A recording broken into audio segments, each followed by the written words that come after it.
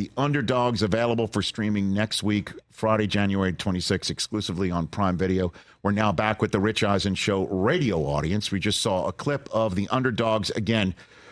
Is available for streaming next week, Friday, January 26th, exclusively on Prime Video, which is, of course, available on Roku, the television home of our show, to which our friend Snoop Dogg has returned after a multiple-year absence. It's great to see you, Snoop. It really is. Great to be back here. What's up, Radio World? It's great to have you, man. And so I don't know which way to go to start this interview, but let's start with the film again as well. You're playing a youth coach in this movie, and you play a youth coach in real life. I mean, you are a youth football coach. And how long has the Snoop Youth Football League been running?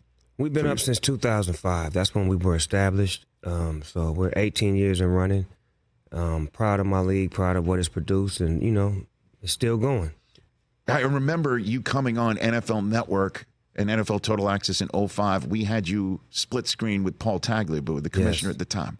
And the commissioner gave me permission via my homegirl, Constant Sports, to use any NFL logo on any team in my football league. So we started patenting our kids after NFL teams. And that's how, before he was a Texan and before he was a Buckeye, C.J. Stroud was a Steeler.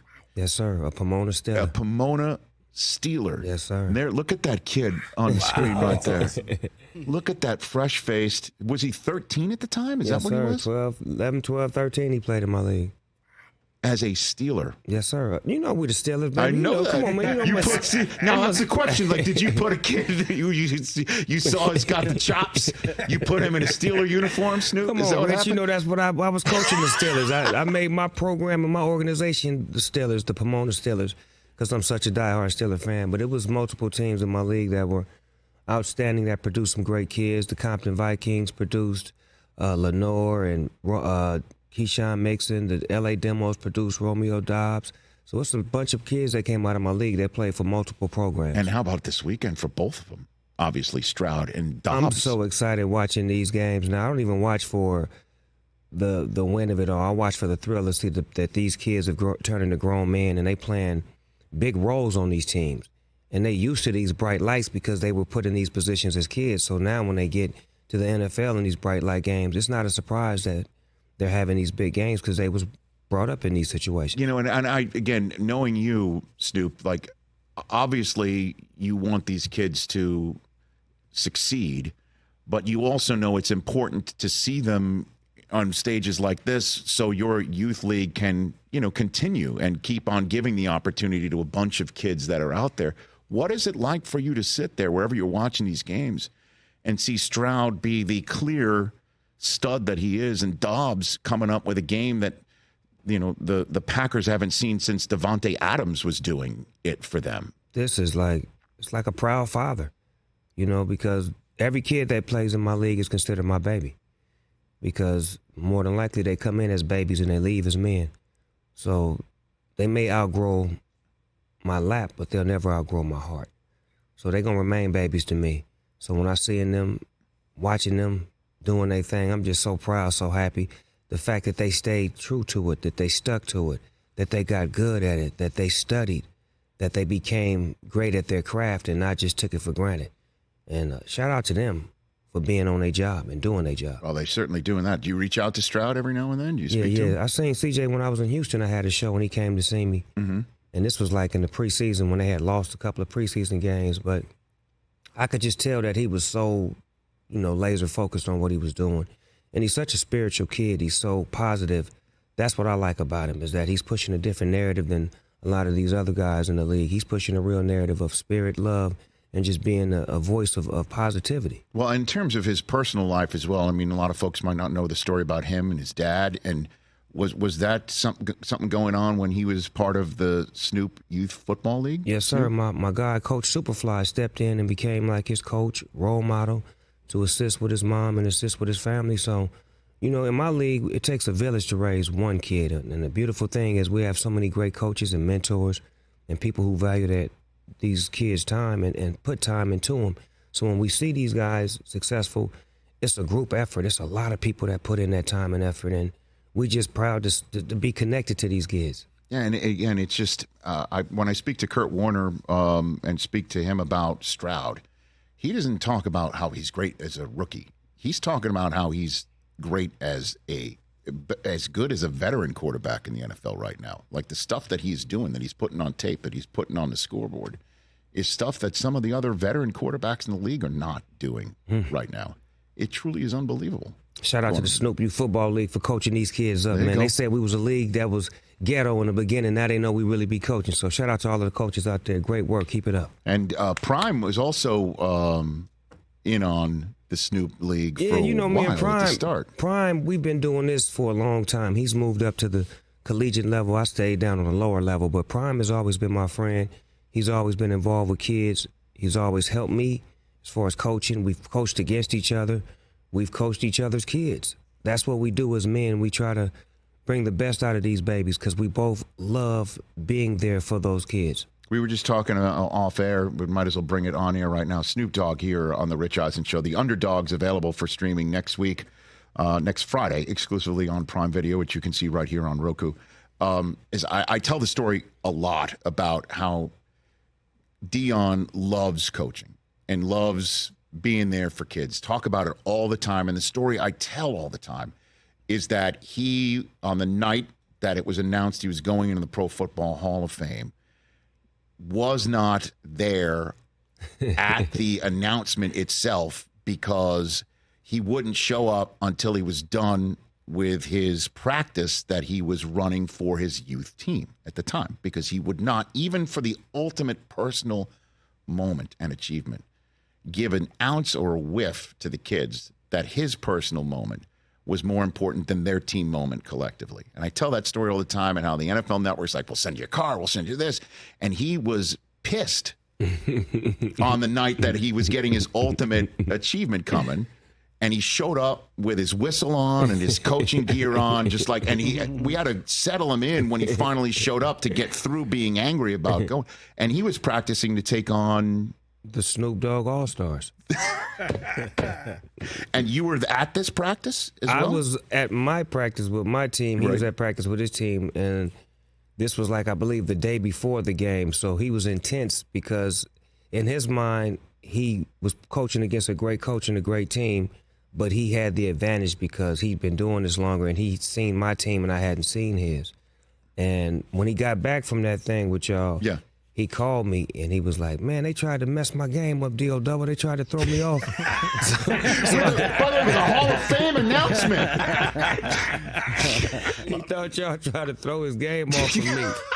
I'm like, Prime, that's the ultimate award. I mean, you got to go get that. But you know how I'm the same way. When I'm coaching my babies, it's been many times that I've turned down millions of dollars, big events, things that people would say, oh, my God, how did you turn that down? Mm-hmm. When I'm coaching them kids, I'm locked in with them. And I understand what Dion felt. You don't want to break the attention away from them when you're giving them attention to show that it's about you. It's always about them. So when the game starts, they'll play for you. But I hadn't heard that part about this story until now. He thought it was a competitive disadvantage? Yes, because... yes. Wow. I hadn't heard that part. He wants to win, right? Dion is a winner, man. I've noticed. Now, were you at the Colorado State game this year? When did you go? I didn't go to no games this year. Okay. I supported from at home because it was just too much. When I'm coaching, I don't like all of that around me, and I just wanted to respect Prime and let him get his coaching on as opposed to being in the way and pictures and all of that. It's a game that you guys are playing right now. I didn't want the kids to be unfocused as well because the celebrities that was there, they cool, but I'm a little different. I'm like a coach. I'm personal with them, so I feel like I would have been a distraction. So who do you reach out to? Do you ever reach out to Tomlin for coaching thoughts, advice, conversation? Honestly, you wouldn't even believe what coach that I talked to the most. Who was that? Pete Carroll. Okay. I talked to Pete the most. Well, I mean, is that the USC connection? It's the USC connection, and just the way he recruited when he was here. I took a lot of my spirit from him as far as being up close and personal with the parents when you're dealing with the kids. Like, I love that process that he had when he was at SC. He would always get a relationship with the parents and then the kids. So that's what I do when I coach football. So that way, in case the kids are having difficulties in school or having some problems, I can step in and assist a parent with my voice, but using their message to be the reason. Huh. So what are you... can you let us in on what is the conversation like with Pete and Snoop? What is that like? We talk X's and O's. We talk life. We talk family. Pete just come to a lot of my shows too whenever I was in the Seattle area. Mm-hmm. Like, he's a real down-to-earth type of, like, care about you person. Like, he really care. Like, a lot of these guys that I have relationships with, we high and by, but Pete checks in, and, you know, the day that they let him go, we FaceTime. Because I just wanted to check his spirit to make sure he was good. How was he? Upbeat, hoping that another team called, was telling me about certain places he wouldn't mind being, so he's still in the mood to coach. And that's what I love to hear, is that he's still in the spirit of, this is what we do. Once a coach, always a coach. Once you start affecting these kids and these young men, it becomes a part of your life to be a mentor. Yeah, I've noticed that so much about all the coaches that I've been around. It's tough to get out of their blood. You know, I just saw Mariucci. Obviously, I've known him for almost 20 years. And whenever I see him on the field, whenever he's on the field, he'll go up to refs, you know, hit him in the hip, just talk about what plays are. And it's tough to get it out of the blood. I watch him in those all-star games with them high school students. Yeah, he loves that. He's crazy out there. He really think he's still coaching. That. And he talks about when those kids go on to the next level, he talks about them like you talk about. Because he became attached to them. Right. So now he feels like he's a part of their journey. That's what it is with coaching. Like, once you sit down and become engaged with one of those players or those kids and they grow, you're so happy for their growth. That's what it's supposed to be. You celebrate that. Mm-hmm. And now Stroud is doing what he's going into Baltimore this weekend. Look out. Right? I mean. Well, the Steelers beat Baltimore twice this year. I don't care Lamar wasn't there the last game. We beat them twice. You look in the score. You look in the scorebook. I see it. I know. I hear you. So, I mean, that'll be a rough one. But before we get to talking a little bit of football, let's talk about your movie. So how long is we talked about it briefly about 10 some odd minutes ago, but let's hit it again for the full audience here. The Underdogs, how did this come about? The Underdogs came about for me having a meeting with some beautiful people up at MGM, and then converting it into some great writers and putting a team around it that understood the story. So the story is Jason Jennings is an ex-NFL star who is top 5 wide receiver of all time in his mind, and he's not playing anymore. This is like his second or third year not playing, and he's on the hunt or the search for some sort of thing other than football, like what you're doing, like analysis and paparazzi. No, speaking, like talking and sports and the things that athletes do when they're finished. They get on the microphone and they broadcast and tell the game. So he's looking for that, but that doesn't happen. His agent and him have some sort of misunderstanding. Some things happen. He goes to court and he gets sent back to Long Beach to coach a youth football team. And it's a lesson that he learns as well as a lesson that he's teaching. And I don't want to give anything away about how the movie goes. Do you like the character, like the acting? You like the whole business of it, Snoop? I love the fact that it's not me, but it's a world that I come from, and it's connected to me. And if you know anything about football, if you know anything about life, this is a great story for you to see that these two worlds come together and how football is so important with teaching camaraderie, teaching teamwork, teaching unity, teaching how to work with others and to play your position, to play your role. And then the life skills and the life things that you learn outside of football. We incorporated all of that in this movie. This movie is, like I said, so much to add to it to just say it's just a football movie. It's like a love story, a football movie, a lesson story. And I had so much fun doing it because I could play an NFL star that I never was. And then I could play a youth football coach, in which I was, but the style of coaching is not the style that I coach with. Yes. You see what I'm saying? I'll say this, I hope not. No, it's not my style at all. So that's what was fun about it, Rich. I could dive into this role and say, okay, this is something that I've never done before, so let me be all I can be in this, Bobby Knight style of coaching. Yeah, everything but the chair throwing. I get it. And Mike Epps, George Lopez in this as well. Great cast. Great ensemble, man. Great comedians, great actors who played their parts to make it easy on me. Like, I love being with great actors because they make my job easy. Sure, of course. It's like a team. Yes, right? sir. No doubt about that. And again, The Underdogs available on Prime Video. available on Roku starting next Friday. Check it out. And again, right here on the Roku platform for sure. So, all right, let's get into some football conversation.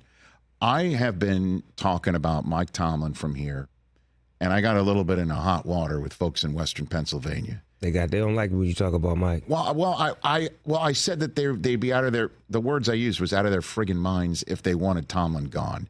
And then, unfortunately for me, caping for Tomlin, they lost back-to-back games to 2-win teams at home, in a span of 5 days. So it didn't really help back my play a little bit, to be straight up with you. But and now here is a conversation about his status is an open question in Pittsburgh. What are your 2 cents on that? Well, Snoop? I've been a Pittsburgh Steelers fan since 1975, Rich, and I've only seen 3 coaches. I've seen Chuck Noll, Bill Cowher, and now Mike Tomlin. So with that being said, our organization ain't like others. We don't do all that flip-flopping. And we've had terrible seasons up under Chuck Noll and up under Bill Cowher. This man has not had one terrible season. And it's just a matter of the staff, if you ask me. It's not him, it's the staff. Well, he's the one who chooses the staff. So maybe it should be a general manager or somebody that steps in and does some assisting and say, well, we're going to pick the D coordinator and the O coordinator, and you oversee it all, coach, because we ain't been to the thing in a long time. Like, we just keep sliding in or backing in, and it's cool, but I want it all. We used to win around here, so I feel like it should be some sort of adjustment with the staff, because the teams that are winning, it's the staff that picks the right players and then coaches the best players and then put them in the best positions to win. And then the style of offense, like our offense has to be 2025, not 1984. Like, we got to move it around and get it doing what it's supposed to do. Defense, I'm not unhappy with it all. I love the way our defense fly around.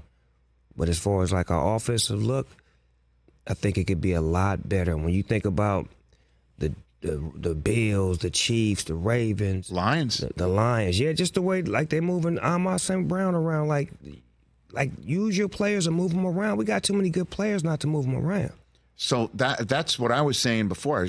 We're kind of like of the like mind here, because T.J. Watt was like, Coach T. He even said, I quit if he ain't here. He basically said that. He said it was part of his contract talks. He went to a little kid on him. If he's not coaching, I quit. That's what it sounded like. I was like, dang. Yeah. I love that's dedication and devotion. That means that this coach is more than a coach. If I don't want to play for anyone else. Right. And so maybe doing the exact opposite on the offensive side of the ball.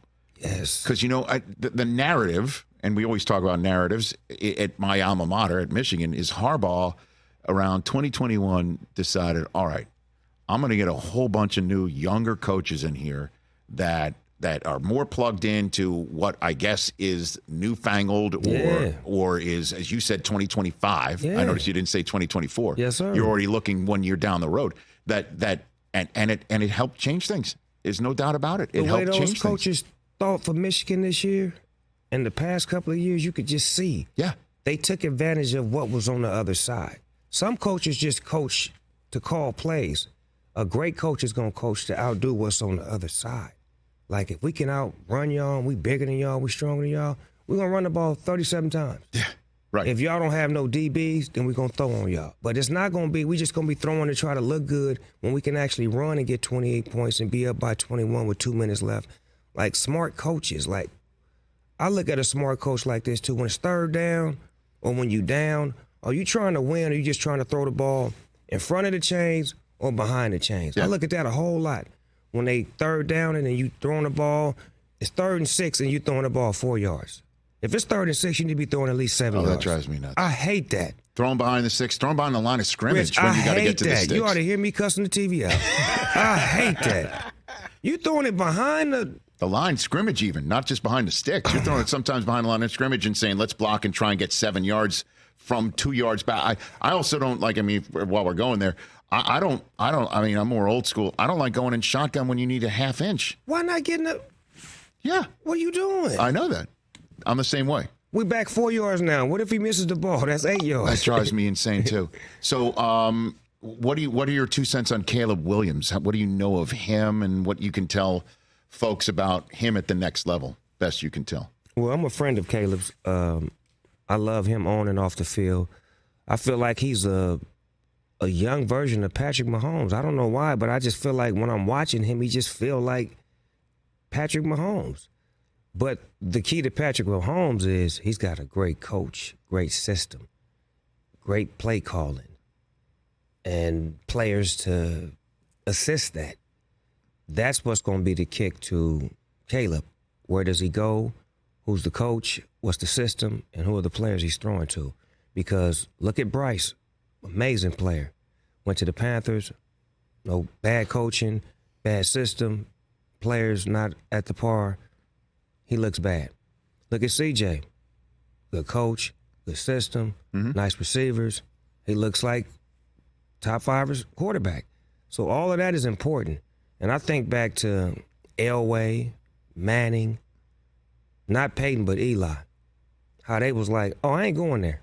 Right. I remember that clear. They were like, I'm not going there. Nope. You got to trade me. So maybe that's in the clause. Like he may want to go to a team that has at least a chance. Well, the Bears just welcomed in for an interview for offensive coordinator Cliff Kingsbury. The SC coach? Yes, sir. Oh, wow. That's a package deal. That's what it sounds like to me. I wouldn't be mad at that. I would leave that defensive coordinator on the side. They're going to leave the coach. He balled out. Right, he did. He balled out. By the way, have you noticed that Snoop and I have had the same opinions on everything over this last, not just 20 minutes, but for the last 3 hours? That's what I was saying. The idea is keep Eberflus. He got him looking right. And if they bring in Kingsbury, maybe the Bears know what they're doing. Long as he stay over there and he stay over there. Right. Like, and the two shall not meet. Yeah, do not meet up. So then what do you say? Because the red flag will be as well, how will Caleb handle adversity? Because this year he didn't get the Heisman. No. This year was not remotely close to a successful year, and it's a team game and all that. The conversation that you hear about him, and I'm bringing it up, not that I advocate for when he went and hopped in the stands and he found his mom and he started crying on her shoulder. Mm-hmm. I found that to be a human moment. I find that to be a mama's boy. And what's wrong with being a mama's boy? That's what I am. Hey, listen. But that's what he's going to hear. He's going to start hearing those red flags, and then obviously adversity is going to hit in Chicago or the NFL. How do you think he will handle it? He's a tough kid. He's a tough kid. Like, come on, man. This kid is tough.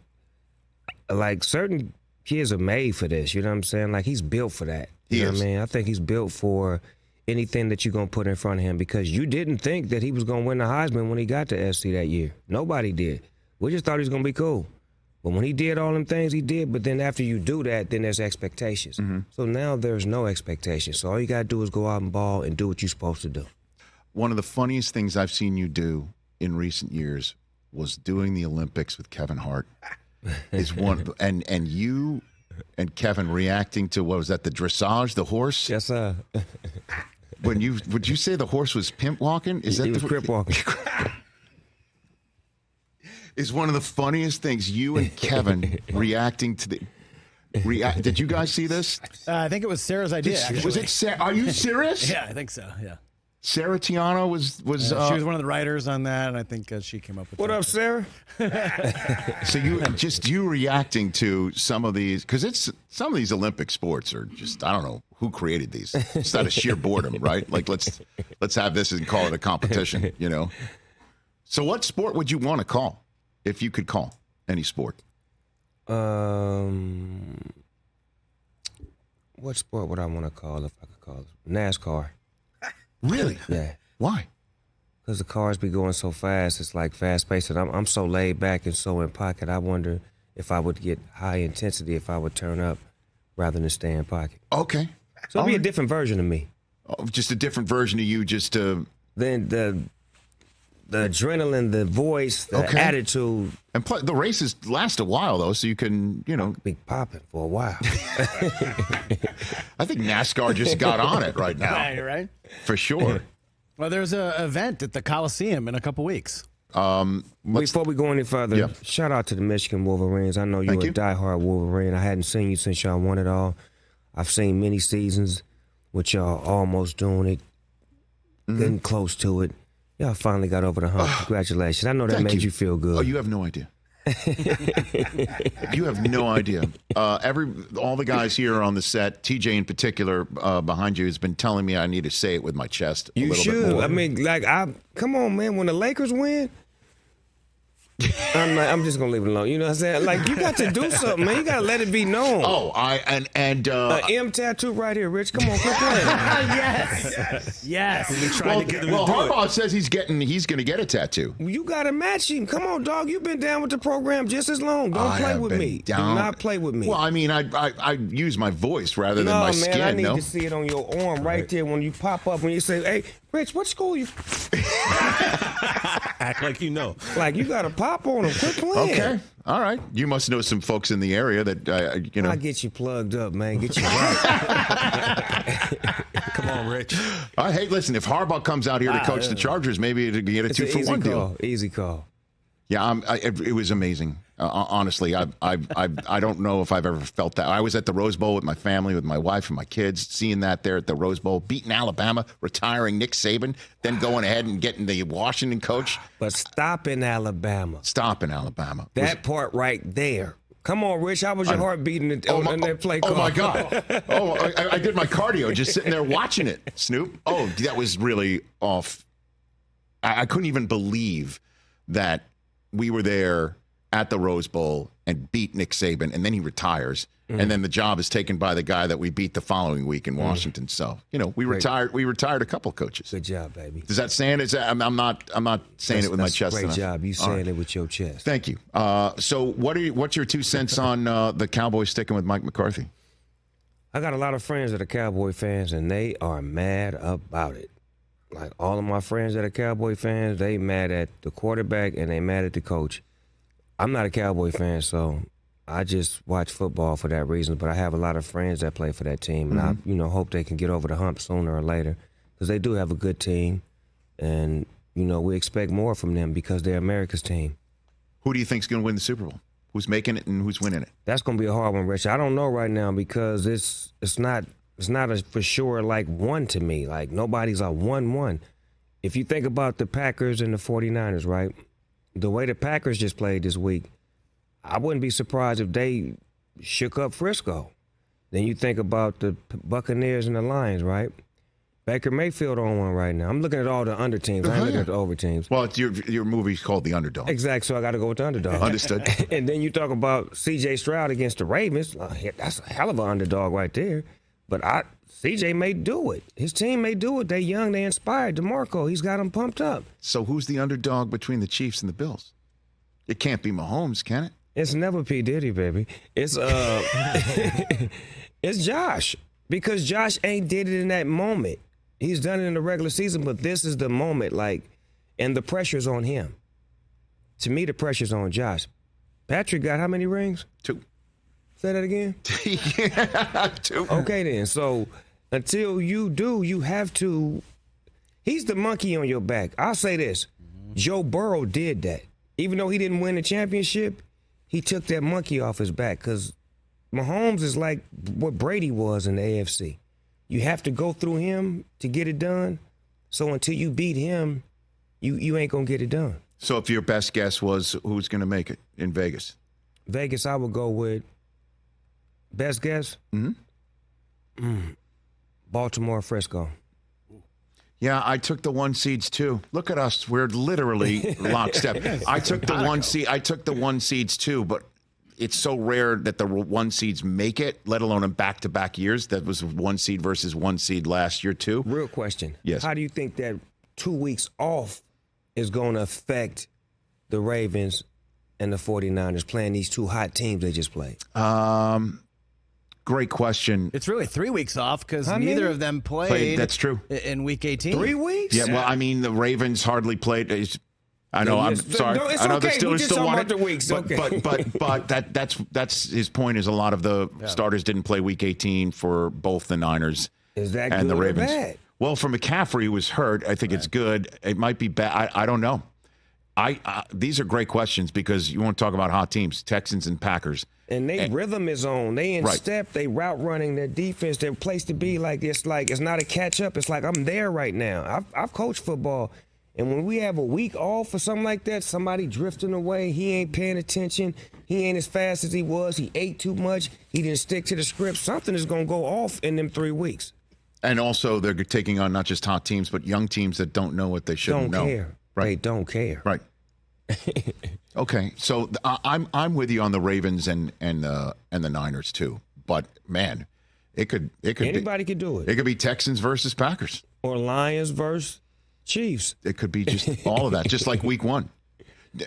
By the way, I loved when you did the media stuff for my show in Super Bowl 50 with Peyton Manning. Yeah, with Manning, you went because I knew it. Not only would you be great at it, but sending you in on a Thursday when the guys are done answering, they interviewed you. They probably interviewed you more than you interviewing them when you stopped in there. I had a blast. Would you ever want to do that again? I would love to do it again. And just so you know, Rich, I thank you for that, because since that moment, I've been doing boxing, football, hockey, any sport that has been available to me.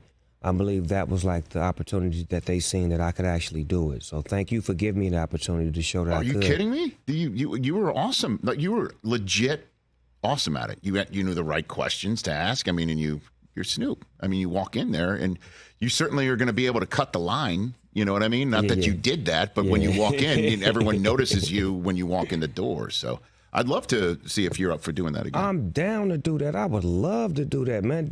That's like a dream come true for me to be in the crowd and all of a sudden be like, hey, so Patrick, Snoop over here. Hey, Snoop. No, Snoop for the Rich Eisen Show. Exactly. Like that's for the Snoop from the Rich Eisen Show. Yeah. That's the win. I would do that. Baby. Okay. You know I represent for you. I had the tag on and everything. Rich, I was representing we for you. credentialed you. That's what I went in with your credentials on. Like, watch out. Now I'm with Rich. Move. Are you going to be in Vegas? Do you have plans to be in there, Vegas? so let's figure it out. Okay. I know you ain't got nobody like me right now. There is nobody like you. Okay, well, let's talk about it. Forget about right now. I mean, just in general and in life. It's a 101 right We'll do that. No, for sure. And because Vegas is just going to be That's nuts. a good spot for a Super Bowl. I agree. It was great for the draft. There's nothing like it for the draft. You know what it was great for, too? The Pro Bowl last year. Pro Bowl? I was there at the Pro Bowl. Mm-hmm. This was the most exciting Pro Bowl I've ever been to. They had flag football. They had competitions with the strong guys, and it just was so fun. Tricks with the receivers, and it was like a little league event. They made it fun, like it made it like they were big kids. I enjoyed myself. I enjoyed it too. So again, everybody, how can anybody get involved with the Snoop Youth Football League? Snoop Youth Football League. Hit us up at snoopyouthfootballleague.com. If you're in the LA area, you can reach out to Coach Wadu or Nakani, and they will plug you up and get you and your kids right into our system. And we also have the Snoop Youth Special Stars for kids with special needs and disabilities. So we have a program for those kids as well. So we're looking out for all of the kids out here. So let us know if you're trying to find something for your kids to do. That's I love awesome. It. That is awesome. Yeah. That's dope. You're the best, man. The Underdogs, again, available for streaming next week, Friday, January 26th, exclusively on Prime Video, which is available right here on the Roku platform. I got Roku. I used to watch you on the NFL Network. Now I watch you on Roku. I like it. You can't avoid me, Snoop. You can't everywhere. avoid me. You're everywhere. I like popping up in places you don't expect. I see you popping like over Redenbacher. And I guess I'm getting a Michigan tattoo, guys. You got to get the M on your arm. I need to see that. Told you that I don't think your mom is too happy. Okay, so we have a to-do list. I guess I'm getting ink. And then got to get you credentialed. We'll talk about this. I'm serious. I would do that again in a heartbeat if you are up for it. Me too. I love that. Send you into the locker rooms of the AFC and the meeting rooms of the press conference rooms of the AFC AFC and the NFC. Remember, I did the Pro Bowl, so I was in there with the Pro Bowlers. So a lot of those guys are going to be. They know. Please, everyone knows who you are. Anyway. Imagine not knowing. And then we watch the Underdogs. I'm coming to Susie and my wife and I are coming to the premiere next Tuesday. I love it. 2 J's. We're in. Susie, what up, baby? She will love the shout out. She will love it. And you got great people right here at Constance, as you know that. Thank you, brother. I appreciate that. Yeah. And I cherish when you come here. I really do. I really mean it. Stu. It's a second home for me, Rich. You already know what it is. When I get done doing what I'm doing, I'm going to be up here working with y'all. So save me a spot up here. Okay, anytime. But you're never done. You'll never be done. I'll be done soon. Don't worry. Oh, really? Don't say that, Snoop. I always say that. 1992, Deep Cover came out. To see that you're still doing your thing after so many years, man, it's so beautiful. It truly is. It's awesome. Thank to you, see, brother. I man. appreciate that. You make me don't want to stop. I gotta keep going now. You can't stop, dog. Can't stop, won't stop. Can't stop, won't stop. Well, except for now, because we're run out of time. The Underdogs available right here on Roku next Friday. Check it out. See you. Catch the Rich Eisen Show every single day on the Roku channel, 12 to 3 Eastern, for free.